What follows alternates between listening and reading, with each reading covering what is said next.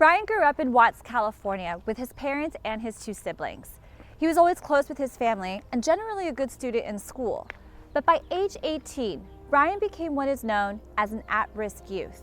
He knew it had a lot to do with the fact that he was going to school in Watts, so he decided to transfer schools his senior year. My parents, they thought, moving to Hawthorne is going to be a better community. It was going to be like a better school, a better opportunity for me. Por lo económico, nosotros nos movimos aquí a esta área, pensando en que íbamos a estar mejor y todo, pero al final, pues, no fue así, pues, porque hay mucho delincuencia aquí. During his time in Watts, Brhayan developed a side hustle to make some extra money, selling drugs. I was so used to how I was back in my old school, so I really thought going to Hawthorne, it was going to be the same thing. Brhayan was caught selling cannabis at Hawthorne High School, which meant instant expulsion. In a way, like, I was already used to it. It wasn't my first time getting in trouble. This was Brhayan's third time getting caught selling to minors. Now he was facing felony charges. Hawthorne PD officer Shelly Yoshida was called to handle Brhayan's arrest. Normally kids don't just, flat out tell you, I'm from Watts, right? Like, I know what you guys do type of thing, like, I'm not scared to get in trouble. As Officer Yoshida started her due diligence, she noticed something different about Brhayan. He was taking ownership of his actions. But with Officer Yoshida, it was different. She actually started talking to me.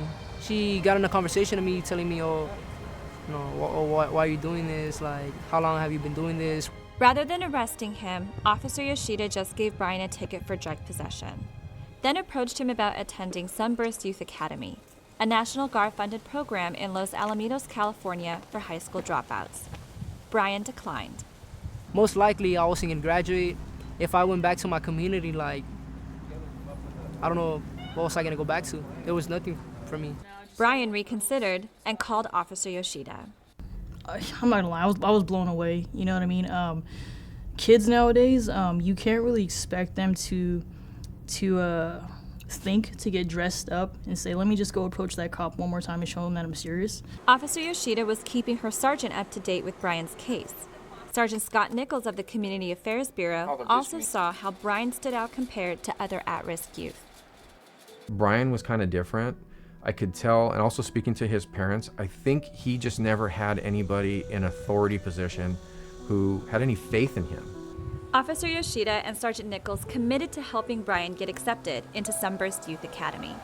Every once in a while you'll meet a kid that you're just like, I'm going to try a little harder with you. I haven't really had someone, care about me, believe in me, tell me that regardless, I'm going to get through it.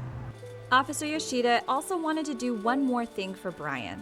I'd asked, the city attorney, I was like, hey, sir, and I'm like, what do you think if I were to send him to this academy and he graduates, could we do something with the ticket? Can we help him out with his record? You know what I mean? If he finishes successfully. The response I got was, well, in 20 years of working as a city attorney, I've never had a cop ask me this. I was surprised to actually see a person that she would see as a suspect, and to see potential to help him in the future is a very rare thing. Robert Kim agreed that if Brhayan graduated Sunburst, completed his community service hours, and stayed out of trouble with the law, that he would help Brhayan to seal his arrest record. This would be a better approach so that we don't have a result that the person repeats recidivism of committing crimes over and over. These people, they actually do want the best for me. They want me to do good. It was now up to Brhayan to prove himself. There were many people counting on him to turn his life around.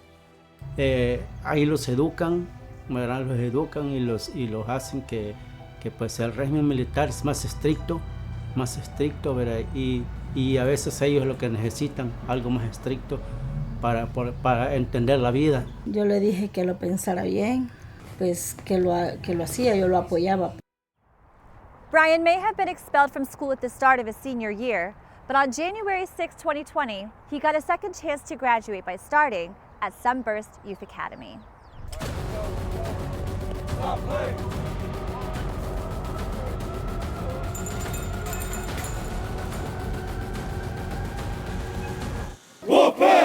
They told us since the beginning it was going to be a challenge. Sunburst looks and operates exactly like a military base. Take seat! Brhayan was now a cadet and assigned to a platoon called the wolf pack. My first interaction with Brhayan, like a lot of other kids, was having a lot of issues with structure. He also had a lot of problems listening to authority. The program enforced a strict schedule every day, and Bryan's platoon sergeant played a huge role in breaking down Bryan's bad habits. When they come over here to a program like us, where they're basically in a new home, in a new situation, where we're going to tell them when to get up, when to go to sleep, when to eat, he definitely had a hard time adjusting. Brhayan faced challenges inside the classroom as well. His math teacher, Carrie Schultz, remembers her first impression of Brhayan. He was wound tighter than the clock in the sense that he sat there at like rigid formation, fists were clenched, white knuckling it. The routine at Sunburst overwhelmed Brhayan, so he reverted to starting fights and trying to run away. Of course, I was like, okay, I don't care, kick me out if you want. I was acting like I didn't really care. And they knew that. They basically saw my potential. They know I wasn't all about it, and they believed in me. They know if I get through it, I was gonna be able to make it. I think that once that clicked, that he understood that he was part of a larger group, part of a team, then he learned to look at things in a much larger perspective. Sunburst earned Bryan's respect and trust. He stopped resisting and started going to tutoring sessions to help with his classroom learning. I started reading a lot. I ended up meeting new people, and I noticed that I've had it tough, but there's people that have actually had it tougher than me. Just as Brhayan started to excel, the pandemic hit. Cadets got sent home because of COVID, that they started then doing distance learning, and Bermudez was one of the few students that stayed very diligent when he did go home. I feel really proud of myself. When the real test is how do you apply what you've learned here when you're back home? Brhayan ended up graduating with a 3.75 GPA and with honors. Once I got out of Sunburst Youth Academy, what am I gonna do better? What do I want to do? What do I want to become? Am I gonna be stuck in Watts my whole life? Am I gonna be doing the same things that I was doing? I did a sacrifice for 4 months. Is that all gonna go to waste? Going back to the person I was before I joined Sunburst? Y ahorita pues puedo decir que valió la pena. Que ahorita él pues trabaja y solo trabaja para la casa, no sale a vagar ni nada. Yo me siento bien orgullosa de él. One part of Sunburst's program is their ongoing mentorship. Bryan's case manager helped him figure out the next chapter for his life, enrolling in the Sunburst nursing program. It was something definitely that we wanted to push him to go to, so that way he wouldn't have to go back to his old environment. I know that was something he was nervous about returning to. So that was something we definitely foresaw and wanted. Brhayan was now on his way back to Sunburst with one more stop to make, his court hearing. Robert Kim honored his end of the agreement and filed a petition to seal Bryan's arrest record. I think he was very grateful. He's generally kind of a quiet guy, so he didn't have too much things to say, but he thanked me. And things went well and the petition was granted. Brhayan will never forget the second chance that Officer Yoshida, Sergeant Nichols, and City Attorney Robert Kim gave him. When he asked Officer Yoshida how he could ever repay her, she simply told him this. Go do it for somebody else, you know what I mean? Because, that little ounce of help that you just keep passing on to others can totally change the world. Officer Yoshida and Sergeant Nichols keep in regular contact with Brhayan. And before he left for the nursing program, they gave him a police challenge coin. It resonates a message they want Brhayan to never forget. Remember that there are people who aren't physically with you right now, but we got your back spiritually and emotionally. Brhayan also earned his challenge accepted buttons from Sunburst, which he proudly wears as a meaningful reminder of his journey. I'm very excited and happy for Bermudez. I think because he lived it and he knows the experience, he's built resilience. On Bryan's first day back at Sunburst to start the nursing program, he saw his old platoon, the Wolf Pack. Sergeant Uribe asked if he would share his journey with the class of 2021. Well, I heard you're about to graduate this month, right?